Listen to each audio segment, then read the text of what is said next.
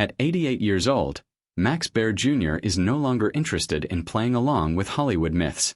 Best remembered as the lovable but dim-witted Jethro Bodine on the Beverly Hillbillies, Baer has spent most of his life carefully guarding the truth about what really happened behind the scenes.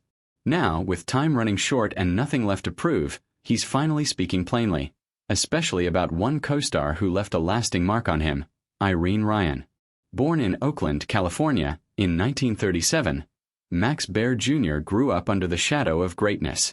His father, Max Baer Sr., was the heavyweight boxing champion of the world, a larger-than-life figure whose fame brought both privilege and pressure.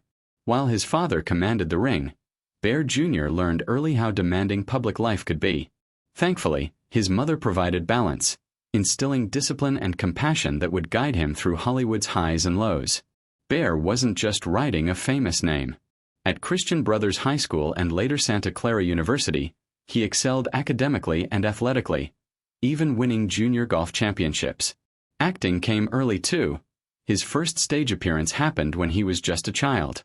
By the early 1960s, he was everywhere on television, appearing in hit shows like Maverick, Cheyenne, and 77 Sunset Strip.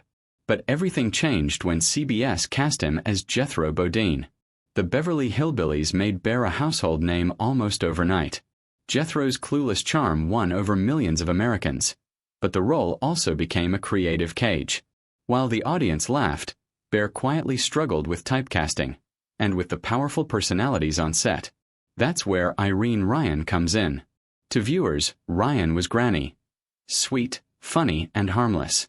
According to Baer, that image couldn't have been more misleading. Off-camera, Ryan was sharp, intimidating, and absolutely fearless. A veteran of vaudeville and radio, she had survived decades in a brutal industry before fame finally arrived late in life. She knew the business, and she didn't tolerate nonsense. Baer admits she scared him at first. As a young actor still finding his footing, he felt exposed around her. Ryan could instantly tell who was prepared and who was pretending. But beneath that tough exterior was something else. Integrity. She demanded excellence because she believed the audience deserved it. If she respected you, she'd protect you. If not, you knew it. There were tensions on set. Baer doesn't deny it. Ryan fiercely defended her character and understood that Granny was the emotional backbone of the show. Looking back, Baer now admits she was almost always right. Her instincts were razor-sharp, and her commitment never wavered, even as her health declined near the end of the series. Ryan's death in 1973 hit Baer hard. For him, it wasn't just the loss of a co-star, it was the end of an era. After Hillbillies, Baer reinvented himself as a filmmaker and businessman, directing and producing successful films and later moving into real estate and casinos. His personal life, including high-profile relationships and later controversies, brought headlines he never wanted. Through it all, he retreated further from Hollywood, choosing privacy over fame. One constant, however, was his friendship with Buddy Ebsen. Their bond lasted decades, right up until Baer visited Ebsen in the hospital shortly before his death in 2003. When Donna Douglas passed away in 2015, Baer became the last surviving regular cast member of the Beverly Hillbillies, a living link to a vanished chapter of television history. Now, with the clarity that only age brings, Max Baer Jr. tells it straight. Irene Ryan wasn't just funny.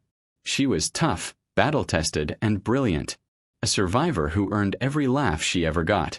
And in finally telling that truth, Baer isn't tearing down a legend, he's restoring one. Tell us what you think in the comments. And if you want more dark, untold stories from classic Hollywood, subscribe to Old Hollywood Feuds and turn on notifications.